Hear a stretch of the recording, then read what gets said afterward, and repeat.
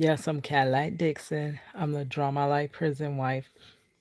I'm the legally blind artist that is rapping and painting for justice, hoping, girl, because you got to hold your breath for justice. To see justice before all fades to black. Yes, it's your girl Cadillac. Anyways, guys, that air would come on. And I have listened to my playback with that vent, though it doesn't sound that loud in real life. It sounds ridiculously loud when you listen to playback, so I'm sorry. But I am really tired. I'm trying to come through and do this video. Um, it's kind of weird because I want to do everything. Like I'm an artist. I first I'm a prison wife, right? This is how these lives collide. And I'm a grandmother, so my granddaughter's out there calling me, Mom, Mom, Mom.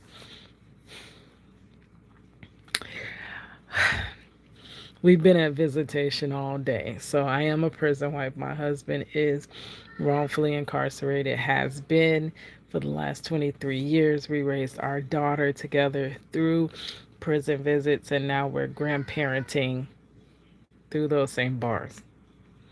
For this Thanksgiving weekend, you get a 4 day visit. That is something big for us prison wives, right?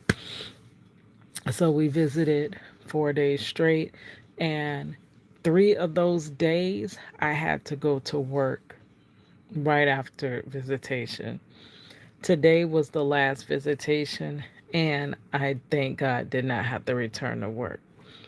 I'm going to do that story time a little later, but on the way to visitation, so that's how the collide is. Oh, hold on, baby. Give me a few minutes. The grandmotherhood, the artisthood, because I really want to be finishing up this 1250 podcast drawing the prison wife because I had to go to visitation, take the kids all day, and life, period. So all of this is colliding. But I do plan on staying up half the night. But, anyways, on my way to visitation today, I was listening to, usually I ride out listening to my YouTubers. I haven't been on TikTok because my phone storage is full, so I had to delete TikTok to get some storage on my phone. That is why I'm also on live because I have no storage to record. So, very difficult, but I try to keep up with content creation. So my phone end up unaliving itself. No, no, I'm sorry. My granddaughter. Hold on, my mama, princess, baby.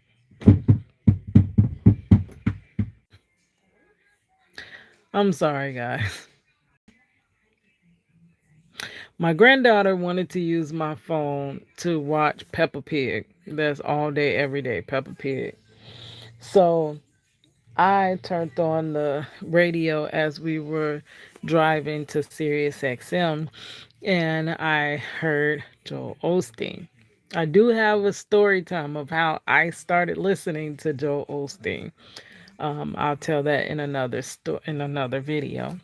But he was it's like their live church service, and they were doing testimonies of being thankful, off the cusp of Thanksgiving and all of that. So, one of the testimonies was one of a woman that she said, in lieu of Diabetes Awareness Month, November is Diabetes Awareness Month. I never knew that. But she was telling her testimony of how she went from A1C, her sugar was 700. She went into a diabetic coma. Her A1C was 14, off the charts. And then when she went back, oh, she had lost her vision due to it. And she ended up on dialysis, and she ended up in a walker, using a walker to get around. Now, today, her A1C is 5.2, and I'm sorry, it is 5.2, and she can see, her vision is cleared. She was saying how Joel Osteen's mother, that recently passed, y'all know her testimony. If you don't, she beat the big C. Everyone was expecting her in 1981, the year that I was born, to pass, and she just passed this current year, I believe. So she outlived that diagnosis by 44 years. So she prayed for her, and her eyesight was restored. Okay, so I was listening to this testimony and I couldn't help think about my testimony. So, on this last day of Diabetes Awareness Month, I get long winded, y'all, and I get sidetracked. That's that little ADHD thing, girl. But I wanted to attempt to kind of tell my testimony, which y'all probably know. I do have the playlist. I have different long drawn out story times because I be long winded, y'all. But I'm gonna try to do this fast. Okay, so for me, diabetes like is on basically my mother's side. My grandmother diabetic. My mother became diabetic. Um, in her late 40s. She was one of the last of her siblings to become diabetic. Um, and I remember upon her diagnosis, she completely turned her life around. She lost weight. This is when, what's that water? Can't think of it now. pH balanced water first came out before they had it at the $1.25 and up tree. It used to be she would go to this doctor, and that's the same doctor that I went to for my slip and fall, whatever. She would go way out there to get that pH balanced water. She had made a whole like lifestyle change, changed her cooking habits, changed her eating habits. Um, we would take walks together and stuff like that. So my mother never really exercised like that, but we did walk. I am an avid walker. I love to walk. Like, girl, that is my thing.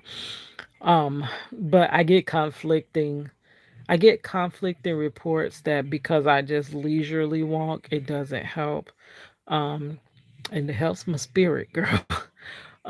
And then I take my sunset photography. But and then some are like, no, it doesn't help because you're not getting your heart rate up or whatever. But my mother would walk or whatever. She went to college. She graduated a million times, graduated with her master's degree at age 53. And she ended up having a kidney stone that they said would never move. And when she lost weight, it moved. So in her um when she turned 50, it moved and it started causing her pain. And she ended up having to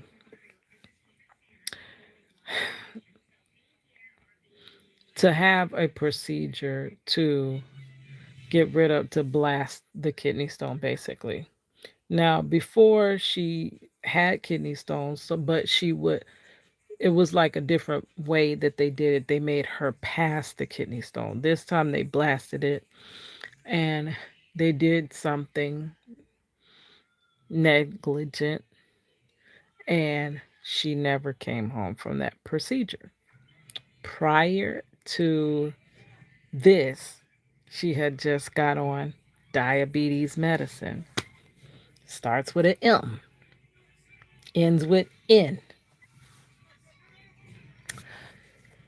And I remember when she got on this medicine, and I was asleep. But I literally, so your body sleeps, but your spirit does not sleep.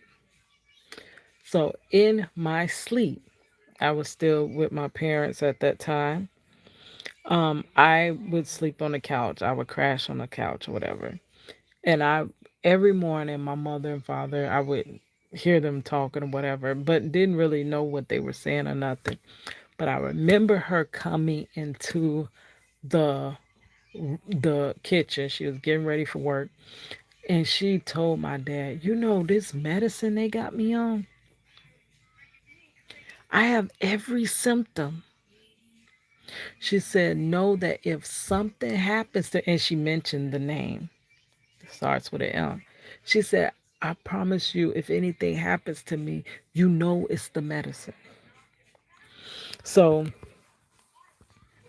right after that, it caused the kidney stones, more kidney stones, they say.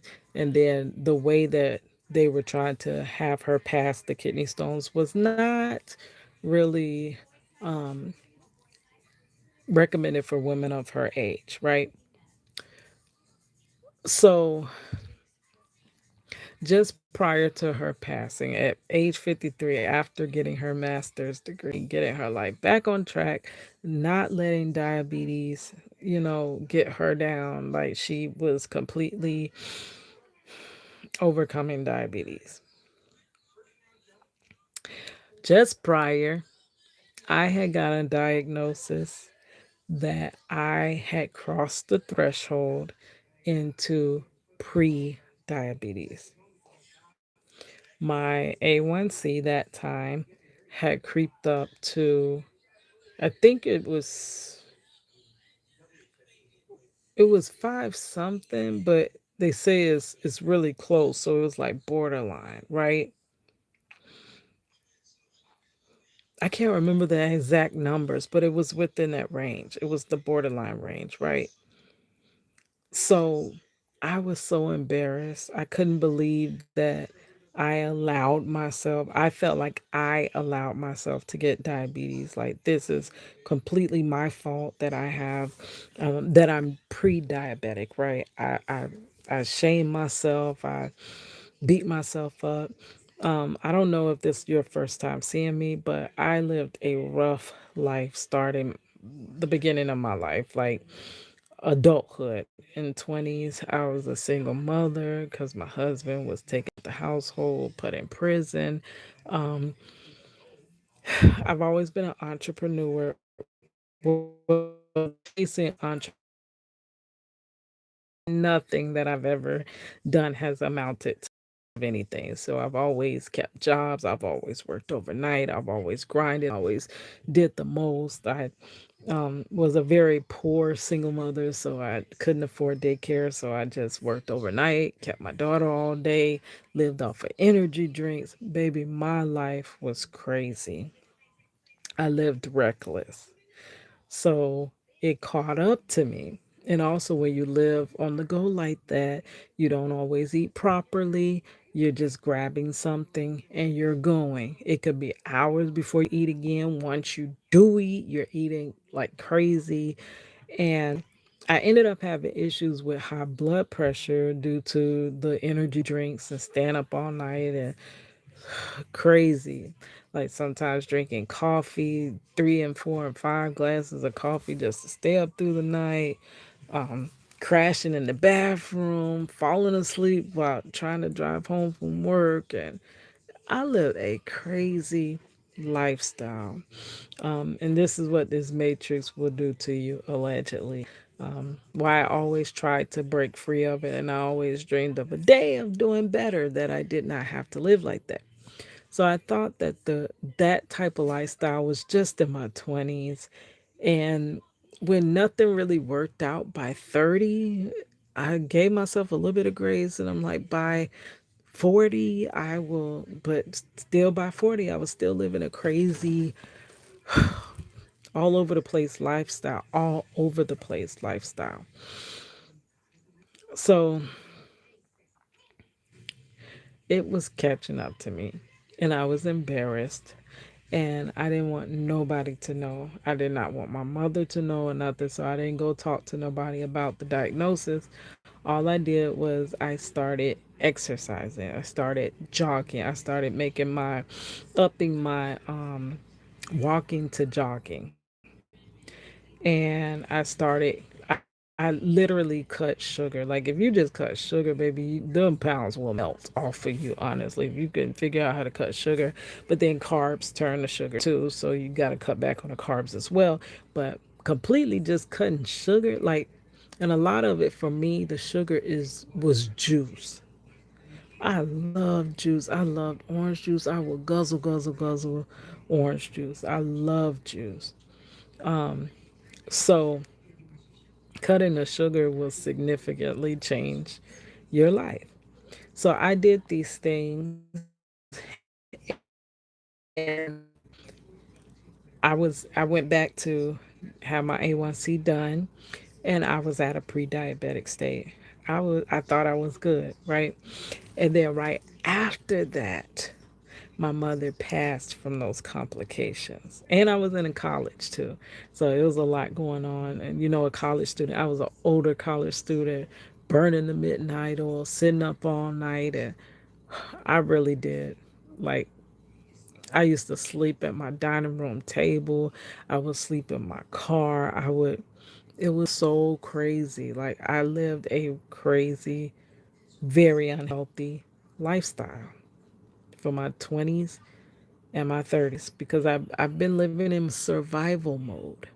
I'm not going to tell you no lies. I've been living in survival mode because this is what circumstances hand me, and you just got to make it some type of way, right? Shout out to Trey Songz. I used to love that song, Just Gotta Make It. So my mother passes, and I always dealt with depression in my life, but I didn't quite go into depression. But then I kind of went into a what is this all for type state. But it wasn't quite that depression because I used to get severely depressed. So, what would comfort me, which the doctor was like, yeah, comfort food does comfort you. Some things when you're going through grief and mourning, you like, I just wanted these muffins. Like a muffin each day was just the thing that made me feel good. I couldn't wait to get off of work and get my muffin. That is okay for that moment, but to make a habit of something like that is not good. So when my mother passed, I dropped weight significantly. And then as I started eating the muffins, the weight started coming right back on. But you know, when you drop weight and then you gain it back, you gain more back than what you dropped. Okay. So I ended up getting in past 200 pounds. So, but I'm a like, I don't know, my bodybuilder is kind of like a hefty statue. So I basically have muscles and I have fat. So I'm like one of them big boned women, like for real. Like Queen Latifah. Queen Latifah is really not that fat, to be honest with you. She's not that big. It's just her statue is big.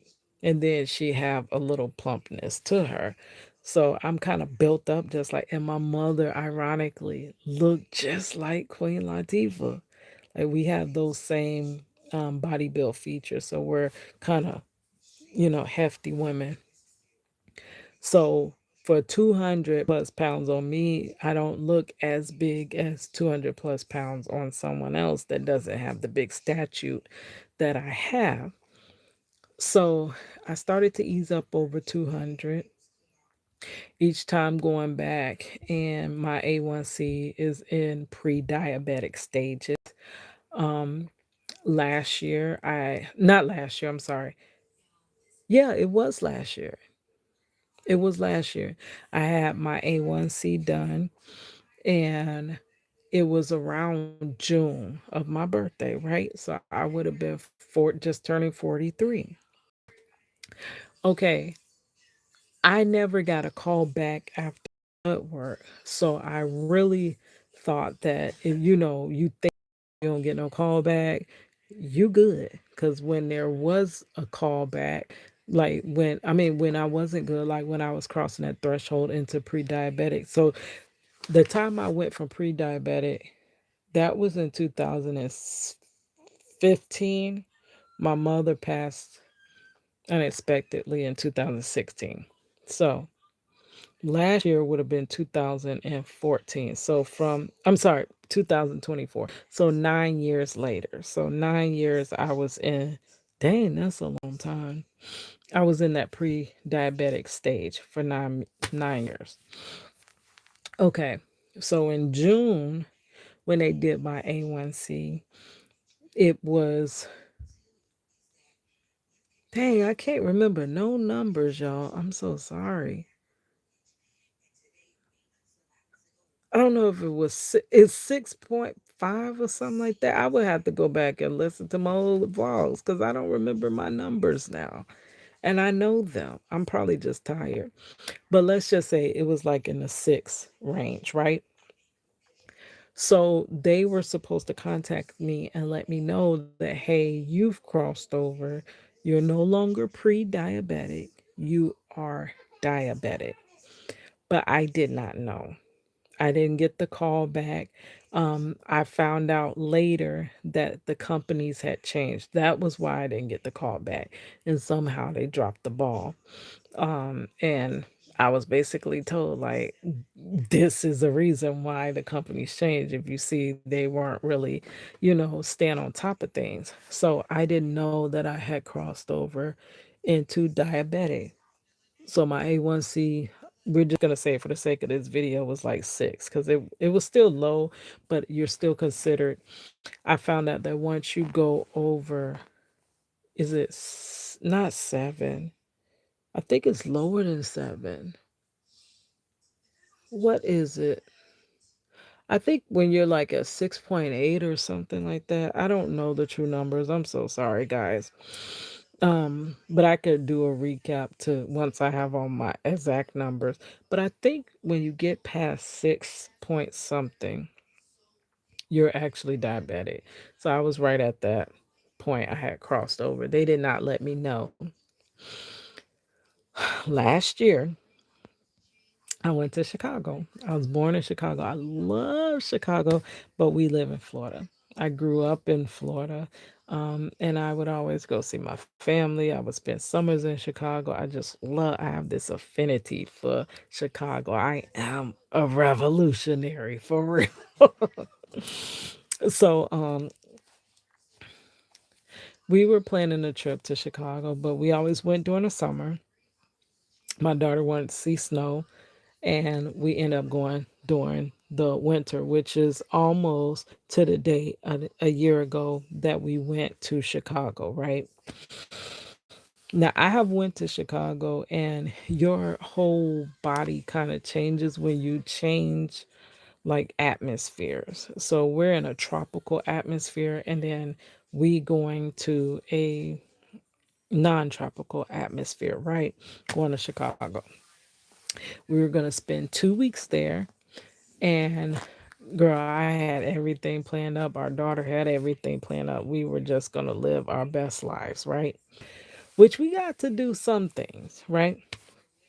So upon me getting on the plane, there were several sick babies. I remember just sitting there waiting on the plane. The babies were coughing their freaking heads off. And one looked so miserable. And later I found out that there was an outbreak. Money, I'm recording. Hold on, I'm almost done. Give me one moment. There was an outbreak of stomach flu, stomach virus, neurovirus, whatever they called it. I did not know that at that point. Upon getting off the plane, that next day, I woke up, my stomach was bubbling, and I just, blah, everywhere. Right? And once I did that one time, my stomach just, I spent that whole second day in the bathroom, just blah, blah, blah, blah, just puking everywhere. My aunt, she gave me some Pepto Bismol and it settled my stomach. And from then, I was decent. Now, the thing is, I don't know, I developed this weird taste in my mouth. And my lips, just like my lips are dry now, my lips had got so dry and my mouth felt like it was closed up like a lemon. It was so dry. No, really, it felt like someone took baby powder and poured it down my mouth and dried it out. My mouth was so dry. Everything tasted disgusting as heck. Nasty. I tried gum, I tried juice. Everything left a nasty taste, which I'm reminded of when I was pregnant with Money. You know how you get that nasty pregnancy taste and you just spit, spit, spit, spit, spit. That's what it felt like. So nothing was relieving it. And then I couldn't hardly eat. I had no appetite. I'm in Chicago. I want Italian beef. They have, oh, the food is the best there. But I couldn't eat nothing but like small little morsels of food. Okay. Upon coming home, fast forward on the plane, 2 weeks later, I felt sick again the day that we got back on the plane. No, couple days before that, it was like I would drink this much and I would have to pee, pee, pee, pee, pee, pee. And I mean, the moment I pee, it felt like my urine just filled right back up, peeing, peeing, peeing, and it was so unbearable. And when I got on the plane, it was worse. I promise you, I was in the bathroom. And then my sister is epileptic. So she as well was seizing. This was so crazy. It was only the grace of God. We both made it home. She's seizing every 5 moments. And I am uncontrollably peeing, peeing, peeing, peeing. And don't know what's wrong with me, but I'm more concerned about her because it's just too much. Every time I go out to the bathroom to go pee, she's having a seizure. I get to, and then this plane flight home from Chicago to Florida was three transfer. It was no two transfers, but we rode three different planes, girl. The last transfer, I had stopped at a place and got me some Gatorade. That was my first release. And then, they only serve something this small for your drink. I drank that. It felt like my bladder was about to bust open. I go pee. I sit down. The thing is saying, don't move. It's turbulence. But I can't stay out the bathroom peeing. Then my sister study having a seizure. It was so crazy. Nothing but the grace of God. I get the Gatorade and I start feeling a little bit better. I get home, my dad keeps Gatorade. He's a construction worker. I drink some more. I feel better. The symptoms pass from the stomach flu. I start feeling better. I'm thinking I'm good. Now, what I did not realize, so I ended up getting really dry, skin dry, but we planned for that. We had our Vaseline and stuff, our mineral oil. We knew that Chicago weather just dries you out. You get ashy. We thinking it's just that, right? I ended up getting severely dehydrated. Now, it was a 1-2 punch of why I got that dehydrated. Number one, because I caught that stomach flu. And in the first couple days of being there, I completely wiped myself out of fluids. Number two, the cold, dry air in Chicago dehydrated me more. I found out that when you blow and we were like, oh, we can see the smoke in air, we can see our breath. Baby, that's your moisture. That is your hydration going out your mouth. I thought it was cool. So I got severely dehydrated. And when I got back home, I could not get myself back hydrated. I just kept these symptoms of being dehydrated. And then the steady peeing, steady peeing, steady peeing. And I'm like, I don't know what's wrong. Why can't I get back hydrated? So I'm drinking everything, trying to hydrate myself, drinking water. Nothing is rehydrating me. Okay, the beginning of the year, I did my what do you call that thing? Physical. And I don't usually go the drop of the year in January to go get no physical, but I had to because I had to get a doctor's note for work. This is strategic of the Lord saving me. I had to go get a note for work because I have accommodations and things like that. So they do a physical. They check my blood work, and I went to follow up. And the doctor's like, "Well, this is fine. This is fine. This is." Oh my God! He's like, "Oh my goodness!" He said, "Your A1C is 14." And I'm like, "Oh, okay." I knew nothing really about A1C. All I knew, you're pre-diabetic. That's all I knew. Your A1C is 14. So come to find out from June, I'm backtracking because I didn't know that at that time. My A1C went from 6.5 in June, which is crazy because my birthday is 6/5. Whoa. And I just put that together. Oh my gosh. That's crazy. And then by January, it's 14. And the doctor's like, "You don't go. How did you do this? What have you been eating? What are you doing? What did you do?" And I'm like, "Oh, no, I'm dehydrated. I don't know. I didn't do anything." Like, nothing severely changed in my eating habits to go from 6.5 to 14 off the charts.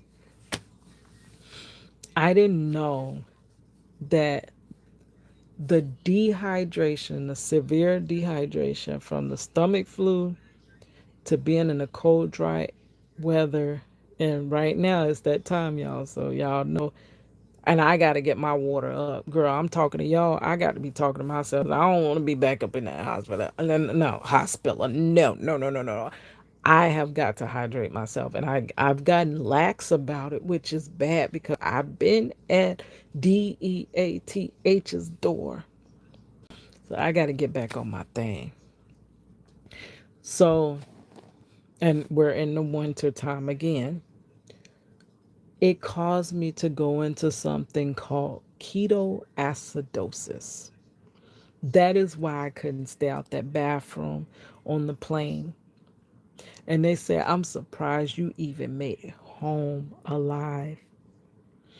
They didn't know what type of, they said they were going to run tests. They found out that I am a 1.5 diabetic. I'm not type 2. I'm not type 1. They said, "Really, we think if you were type 1, you wouldn't have made it off that plane flight." And I was in ketoacidosis for months because the first round, once they got that 14, once I really got the reading of that 14 off the chart A1C, I took it in January, but they say they lost my blood work. So I didn't get it till almost March. And they were like, I don't, the doctor's like, "We got to put you straight on insulin. I don't even know what to do for you." I was in ketoacidosis for a long time. I had my body weight dropped off. My skin was drooping. Everybody was like, "What are you doing to lose weight?" I'm like, "I'm not doing anything. I'm just dehydrated." And it was like, "I ain't no dehydration do that." But girl, yes. It had got to the point where they were saying that my muscles could have been damaged. My muscles were so weak. I didn't know you get to the point where you're basically your muscles are coming unattached from the bone. Um, so yeah, it was crazy. I ended up in the hospital for 4 days. It was miserable. I was in ICU and they stopped the ketoacidosis. Yeah. They got me out of ketoacidosis and I was released from the hospital on insulin, on two types of insulin, long acting and short acting, having to take insulin. Oh my God, they prescribed me 5 times a day. And I'm like, how, how you go from to that? What? Like, are you freaking kidding me?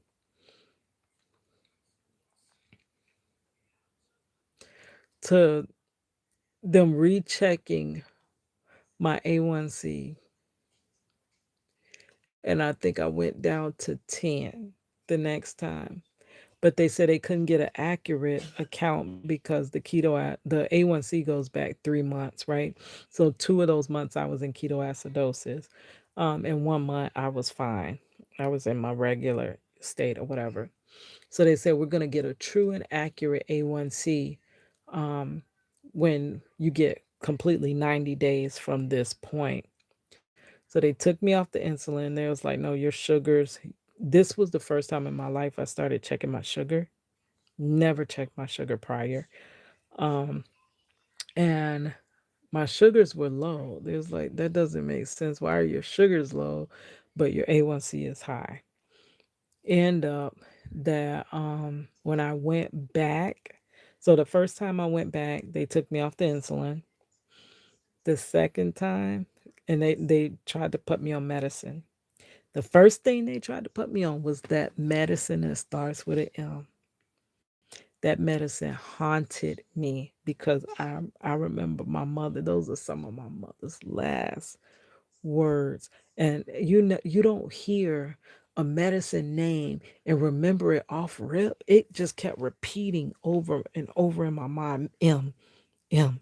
It was like God wanted me to hear and know that name. So I was on diabetic medicine for just a little bit. And then now, no insulin, no medicine. My A1C when I went back, I she was saying, I hope that we're shooting for you to be under a 7. That is your goal. But I still hear that even under 7, getting back to 7 still could be damaging to your body, right? I go back and my A1C is lower than 7. I can't remember my numbers, but it is back to that pre-diabetic. I think it was 5.7. It was back to that pre-diabetic number. So from here, I now I make sure my sugars are under control. I completely stopped all the sugary drinks. Every now and then I'll have one, and I do notice that yeah, it will spike that sugar up, girl. Depending on what you drinking. And oh my God, it was nothing but the blood of Jesus that kept me. Because when right before I ended up in the hospital with the ketoacidosis, me and my little granddaughter were walking. We went and got Taco Bell icy. I was drinking so many ices. I would come home from visitation. I would get the great big Circle K icy, because I was just dehydrated. So I'm just trying to hydrate myself. Can you imagine how much sugar I was drinking? And then we had employee appreciation. They had all these snack cakes and this and that. And just,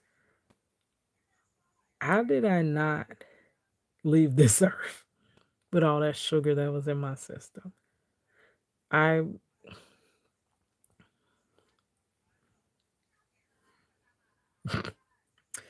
Nothing but the blood of Jesus. So that's all I could hear in my mind. Girl, crazy. He kept me. He kept me. Now we got to find out for what, but he kept me.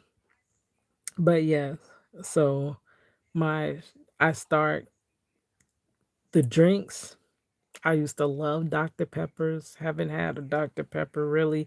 Sometimes I had Diet Dr. Pepper, which Diet Dr. Pepper, baby. That, my opinion, don't taste nothing like Dr. Pepper. Like, girl, like y'all completely off. But Even if it's diet, I still cut back on the soda some. Teas, even if it's unsweet tea and put in a Splenda. I am used to doing that, but still, that is not a good habit to get into the Splendas and stuff like that. So I don't know. I've been significantly cutting the sugars in my drinks. Sometimes I do have snacks and do have carbs, but I do make sure to always check my sugars to know where my sugars are. And like today, I went to visitation. I will say that that vending machine food probably wasn't the best for me. And then I had an ice cream this evening. But baby, when I check that, when I do like splurge a little bit with the sugars and such, I started this thing where I literally will jog. I will get on my phone with my YouTube or my whatever, and I would jog in place in the house, or I jog in my living room from side to side for like 15 minutes, and then that sugar drop right on down. I notice when I go to work, my sugar. So what started happening where they knew I couldn't really be on the insulin like that. When I would go to work, my sugar would drop so low to where it was almost too low. So there's like you're producing. They did the it was a certain test they had to do on the A1C and said no, you're still producing insulin. So you definitely don't need to be on insulin because it's dropping too low, right? So when I do have them sugars that I ain't supposed to have like that, I'm jogging in place after work. Girl, I'm about to do a little fit. I literally, I'm about to clean up the kitchen. I'm crazy or whatever. That's my mind. That's all over the place. But it is very brilliant. So I clean jogging. I'm gonna clean my kitchen as I'm jogging back and forth clean. And by the time I check my sugar tonight, I know it's gonna be right. But usually my sugars stay. Now I do have a that one touch ultra sugar machine, right? And my sugars usually stay within that green. I notice my sugars are the highest in the morning, but it usually is not in the red. Every now and then it'll be in the red, but it is due from whatever I ate the night before. So my sugars kind of stay stable throughout the night, but then in the morning it's the highest. I go to work, it's dropping down. And then by the time I eat, a couple hours later, check the sugar, it's usually right back at my regular sugars, which is in the green. So I've been doing really good, but all grace and glory be to the Most High. All right, guys, that is a little bit of my testimony, long winded testimony of dealing with diabetes for me. I do have others testimonies because my cousin as well, y'all just heard about him getting his kidney transplant. He had been on dialysis for almost 6 years. Diabetic. He lost his kidneys and his eyesight. I'm legally blind, but my legally blindness is not from diabetes. This is just I have a rare eye disease that I developed in my early 20s. But he ended up having his retina detach at the same time that his kidneys were gone. So he just got his transplant not even 2 weeks ago. On 11/11, 11/11, he got his transplant. So, guys, we can't ignore though I didn't ignore the symptoms, but I hid it. I don't know. There's the shame that comes across you. You want to hide it from others, and I don't know why we do that, but we got to get checked out. We got to keep track of our sugars, our blood pressures. Um, when something's off, And I know the nervousness. I just told you that my mother passed from an outpatient surgery. So I know the nervousness with going into, but we got to advocate for ourselves. I recommend going into hospitals in groups. Like, girl, I don't recommend having your loved one go by themselves or you going by yourself. Bring somebody with you that's going to stay with you, girl. But we still, unfortunately, have to still go to the doctor in the hospitals. We just have to do it as safe as possible. And that too, I was not even going to go to the emergency room. I was going to go to work. And I was in full ketoacidosis at my last leg. The ketoacidosis ended up where the sugar usually fuels you for energy. The sugar couldn't get into the cell, so it was just staying in my body. And my body for energy was eating, it ate all my body fat and then it started eating my muscles. So I was at the last stage of that. After it ate that, there wouldn't have been, it goes into your organs and stuff like that. And thank God there was no damage in my body from this. This is nothing but, this done turned into a testimony. But I wasn't going to go to the hospital. I was like, I'm going to work. What do you mean I'm going to that? No, I'm not. My daughter's like, Ma, yes, you are. And I said, no, I can't afford it. My co-payment is too high. I ain't got no money for that. And she's like, Ma, I will pay it. You are going to the hospital. And it saved my life. It saved my life. I just thought I was dehydrated. All right, guys, I will talk to you later. I actually got to get my hydration hug. Girl, I done licked these lips a little bit too many times. Then my skin a little dry. But that's a lot of the signs. And then like your they have another thing where you could do the pinch test on your hand, back of your hand to see if you're hydrated enough. But girl, all right guys, it's your girl Cadillac.